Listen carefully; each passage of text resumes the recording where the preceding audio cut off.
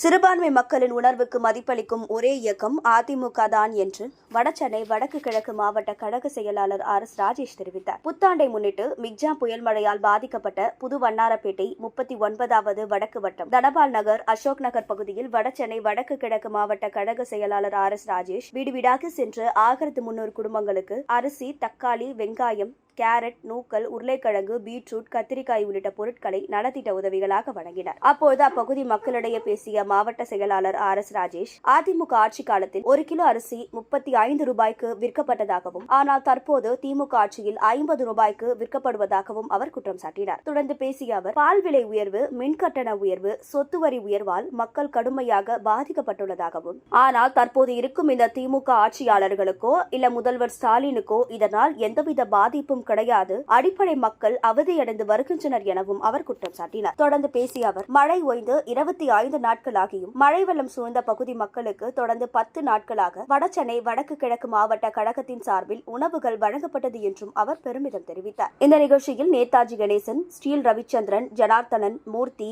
Mala, Maheshkumar, line G Kumar, Gopi, இளவரசன், நிர்மல்குமார், மேனகா மதி, பர்கான்பாய், முருகன், முனிரத்னம், குட்டி, சதீஷ், மதியழகன், சுரேஷ் மற்றும் பகுதி வட்ட பிற அணி நிர்வாகிகள் உள்ளிட்ட பலர் கலந்து கொண்டனர்.